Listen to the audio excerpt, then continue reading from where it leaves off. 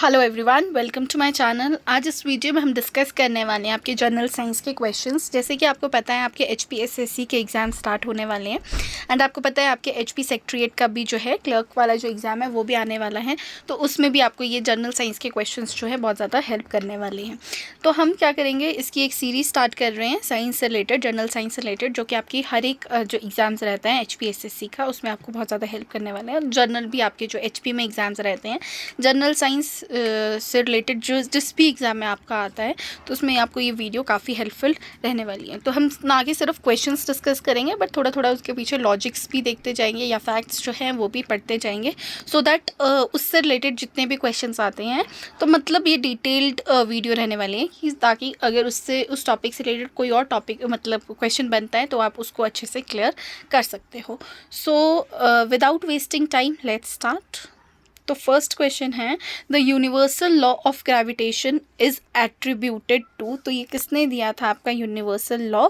तो आपको पता है जो ग्रेविटेशन का लॉ है, लॉ ऑफ ग्रेविटेशन जो है न्यूटन ने दिया था। ओके साथ ही आपका जो है ग्रेविटेशनल लॉ न्यूटन ने दिया था। लॉ ऑफ मोशंस भी जो है, ठीक है, जो आपके लॉज है वो भी किसने दिए थे? आपके मोशन के लॉज भी किसने दिए थे? आपके न्यूटन ने दिए थे। आने वाले क्वेश्चंस मतलब ये भी बन सकता है कि लॉ ऑफ मोशन किसने दिया है, तो वो किसने दिया है? वो भी न्यूटन ने दिया है, ठीक है। उसके बाद अगर हम बात करें कि आइंस्टाइन ने आपकी थ्योरी ऑफ रिलेटिविटी दी थी, ठीक है। और अगर हम बात करें जो है मतलब इन्होंने ये दिया था आपका। सो ये आपको क्लियर होना चाहिए, मेन जो इम्पोर्टेंट है मैंने आपको बता दिया है।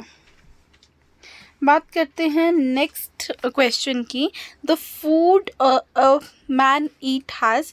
तो उसके पास क्या कौन सी एनर्जी होती है जो फूड एक इंसान खाता है? Heat energy, kinetic energy, potential energy और नन ऑफ द फॉलोइंग। सो इसका जो करेक्ट आंसर रहने वाला है पोटेंशियल एनर्जी। सी पोटेंशियल एनर्जी कैसे कि पोटेंशियल एनर्जी का मतलब क्या होता है कि इसमें जो आपकी डिफरेंट टाइप्स की होती है पोटेंशियल एनर्जी, तो उसमें से केमिकल टाइप की भी होती है। सो जो बेसिकली हम फूड खाते हैं वो केमिकल एनर्जी होती है। So C will be the correct answer.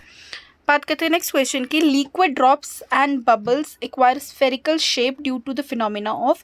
तो जो लिक्विड जो ड्रॉप होती है आपको पता है वो स्फेरिकल शेप की होती है। जब भी हम वाटर ड्रॉपलेट भी ड्रॉ करते हैं तो हम स्फेरिकल शेप का ड्रॉ करते हैं। तो ये किस वजह से होता है? ये सरफेस टेंशन की वजह से होता है। So B will be the correct answer.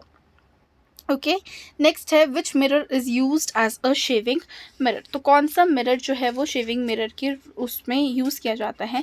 तो ये वाला जो क्वेश्चन है ये मिरर से रिलेटेड जो क्वेश्चन है बहुत बार पूछा जाता है ये आपसे क्वेश्चंस। तो अगर हम बात करें प्लेन मिरर की, सो प्लेन मिरर क्या है? जिसमें हम नॉर्मली देखने के लिए यूज़ करते हैं, अपने आप को देखने के लिए यूज़ करते हैं, उसको हम प्लेन मिरर बोलते हैं। तो हम उसको बोल सकते हैं प्लेन मिरर जो है वो हमारे लुकिंग ग्लास के लिए यूज़ किया जाता है, ठीक है।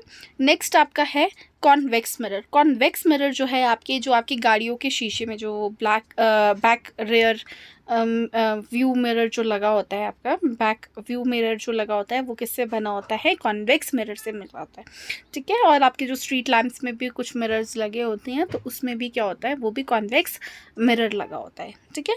और कॉनकेव मिरर जो है वो आपके शेविंग मिरर के टाइप के यूज़ किया जाता है, ठीक है। इस पर आपसे शेविंग मिरर पूछा है, आपसे ये भी पूछा जा सकता है कि आपके जो डॉक्टर डेंटिस्ट स्पेशली जो मिरर यूज़ करते हैं तो वो कौन सा होता है? वो भी कॉनकेव मिरर होता है। वो भी कौन सा होता है? कॉनकेव होता है, ठीक है। और आपके ये मतलब आपके बेसिकली जो आपके डॉक्टर्स यूज़ करते हैं शेविंग मिरर्स जो है ये क्वेश्चंस बनते हैं तो वो कौन से है? कॉनकेव।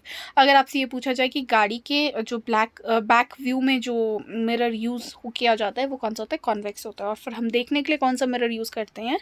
वो प्लेन मिरर होता है। So C will be the correct answer. Next है, transistors are made up of. C transistors किससे बने होते हैं? आपके ट्रांजिस्टर्स क्या होते हैं? बेसिकली आपकी सेमीकंडक्टर्स होते हैं, ठीक है। सेमीकंडक्टर से बने होते हैं आपके ट्रांजिस्टर्स। इस बार आपसे ये क्वेश्चन पूछा गया है, डायरेक्ट क्वेश्चन से। सेमीकंडक्टर्स मतलब आपको पता है सेमी मतलब कुछ हद तक वो कंडक्टर्स होंगे, ठीक है। अब आपसे ये क्वेश्चन इस बार ये पूछा गया है कि ट्रांजिस्टर्स किससे बने हैं, तो आप बोल सकते हो मेटल से, इंसुलेटर से, मेटलॉइड से या सेमीकंडक्टर से। तो आपने आंसर दे दिया सेमीकंडक्टर्स। अगर हम सेमीकंडक्टर्स में बात करें तो इसमें हम अगर स्पेसिफिकली कई बार आपसे ये पूछा जाता है कि उसमें मटीरियल कौन सा यूज़ होता है, तो उसमें आपका जो होता है सिलिकॉन और जर्मेनियम यूज़ होता है, ठीक है। ये भी याद रखना है आपको। सेमीकंडक्टर्स में जो ये ट्रांजिस्टर्स होते हैं, इस पर ये बने किससे होते हैं, आपके सिलिकॉन से बने होते हैं। ये पूछा जाता है क्वेश्चन, बहुत बार पूछा गया, और जर्मेनियम से बने होते हैं ये, ठीक है। 2 सिलिकॉन एंड जर्मेनियम आपको याद रखना है। नेक्स्ट क्वेश्चन है the filament of an electric bulb is generally made up of. जो फिलामेंट है इलेक्ट्रिक बल्ब का वो किससे बना होता है, सो हम सबको पता है टंगस्टन से बना होता है। सी इज़ द करेक्ट आंसर। जो टंगस्टन होता है बेसिकली इससे क्यों बना होता है, इसका बहुत ज़्यादा हाई मेल्टिंग पॉइंट होता है, ठीक है। इसका मेल्टिंग पॉइंट क्या होता है, हाई होता है, इसलिए इसको, मतलब आपको पता है हीट एनर्जी भी आपकी रिलीज़ होती है। जब लाइट एनर्जी आपको लाइट एमिट होती है तो हीट एनर्जी भी रिलीज़ होती है, उसकी वजह से क्या हो जाता है, ये टंगस्टन गर्म हो जाता है, ठीक है। तो इसलिए इसका जो मेल्टिंग पॉइंट है वो हाई है, इसलिए इस मटेरियल को यूज़ किया जाता है, बाकी औरों को नहीं यूज़ किया जाता है। नेक्स्ट है India's biggest nuclear research reactor is known as. जो इंडिया का सबसे बड़ा न्यूक्लियर रिएक्टर है उसको क्या बोला जाता है, ध्रुवा बोला जाता है। A is the correct answer. Next है the widely used polymer polythene is made up of. So जो पॉलीइथीन है वो किससे बना होता है आपके, ये जो है इथाइलिन से बना है। A is the correct answer. मतलब पॉलीमर है, मतलब जो इथाइलिन है इसकी जो चेन्स बनेगी, जो ये चेन्स बनाता है इथाइलिन, तो उससे क्या बनता है आपका पॉली इथिलीन बनता है, ठीक है। तो जैसे ये पूछा जाता है आपका पॉलीमर्स, पॉलीथीन का इथाइलिन हो गया आपका, फिर आपके पॉलीविनाइल क्लोराइड का जो होता है विनाइल क्लोराइड होता है, मतलब मोनोमर्स बता रही हूँ आपको, ये क्या है, मोनोमर है, ठीक है। मोनोमर मतलब एक यूनिट से बना हुआ, ठीक है। जब ये एक एक यूनिट बहुत सारे कंबाइन करके बहुत सारी चीज़ बड़ी चेन बना देते हैं तो उसको पॉलीमर बोलते हैं, ठीक है। सो इथाइलिन का पॉलीमर क्या होगा, पॉली इथाइलिन, ठीक है। उसके बाद आपके पास टेफ्लॉन का पूछा जाता है, तो टेट्रा फ्लोरो इथाइलिन जो है वो इसका है, ठीक है। ये पूछा जाता है कई बार और ओके जो है। So this is the answer. Next question है आपका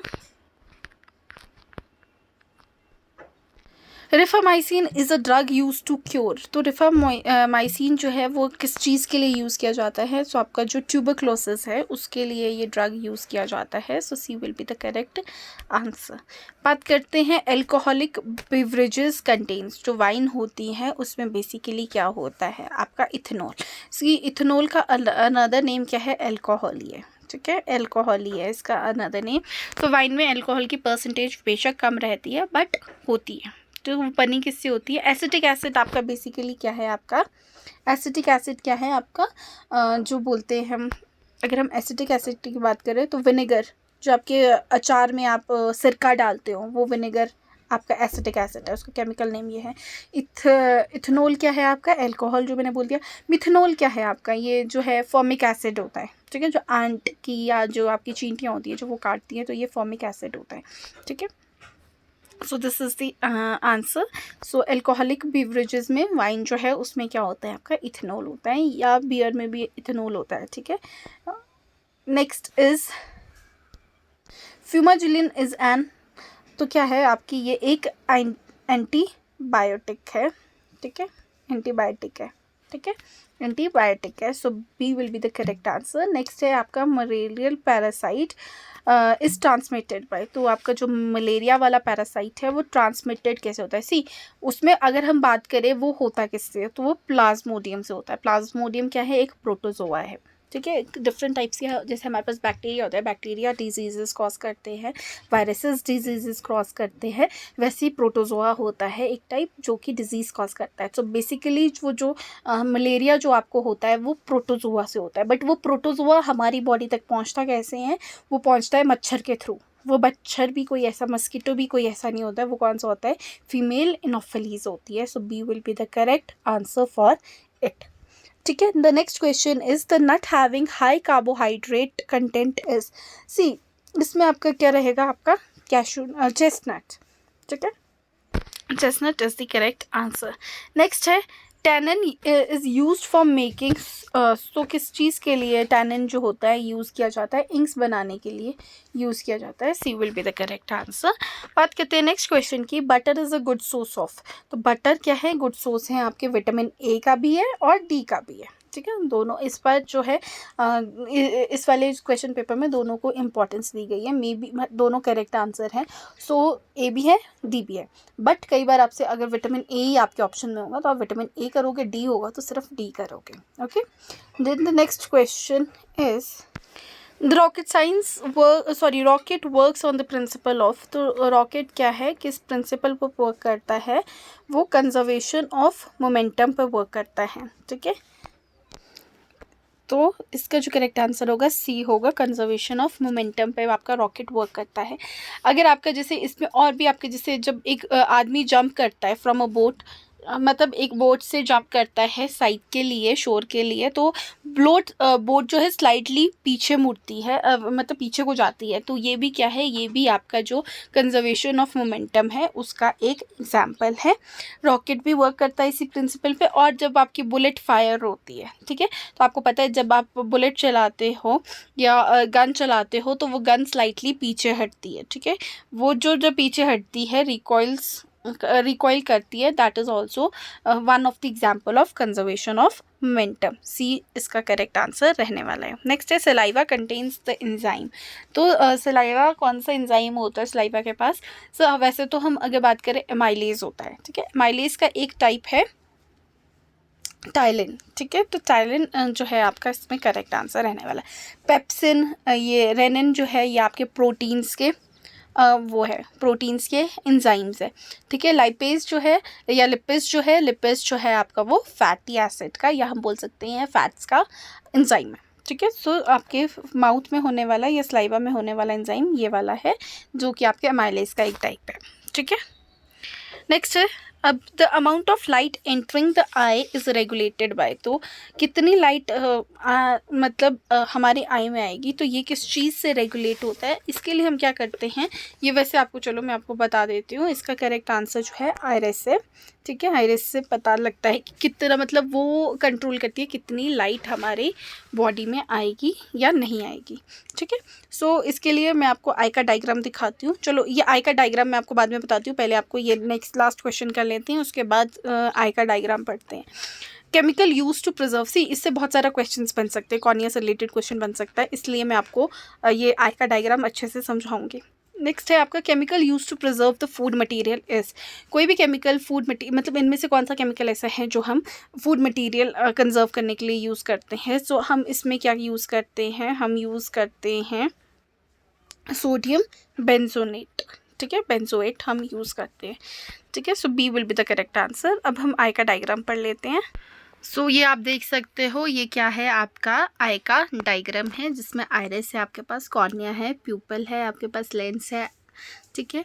एंड हमने क्या बोला, ये वाला जो आइरिस है ये क्या करता है, कलर्ड पार्ट होता है ये आई का, और ये प्यूपल को सराउंड करता है। आप देख सकते हो प्यूपल को सराउंड किया है इस वाले पार्ट ने, ठीक है, आइरिस ने इस वाले उसने सराउंड किया है। और इसका ये क्या करता है, इसका फंक्शन क्या है, ये रेगुलेट करता है amount of light entering the eye, कि कितनी लाइट हमारे आई के अंदर आएगी, वो ये आइरिस डिसाइड करता है, ठीक है। अब हम बात करते हैं कॉर्निया की। कॉर्निया आप देख सकते हो ये वाला जो लेयर है इसको हम कॉर्निया बोलते हैं। तो इसका फंक्शन क्या होता है, ये कॉर्निया क्या होता है, क्लियर होता है, आउटर पार्ट होता है हमारे आई का, और ये फोकसिंग सिस्टम पे मतलब क्या करता है, मतलब इसका फंक्शन है फोकस करना, ठीक है, किसी भी चीज़ पे फोकस करना। फ्रंट में होता है ये हमारे आई के जो आगे वाला पार्ट होता है उसको हम कॉर्निया बोलते हैं। फिर अगर हम लेंस की बात करें तो लेंस का काम क्या होता है, तो जो लेंस है वो क्लियर पार्ट होता है, हमारी आई में पीछे को होता है, और ये आइरिस को क्या करता है, हेल्प करता है लाइट को मतलब फोकस करने में और इमेजेस को हमारे रेटिना पे बनाने में, ठीक है।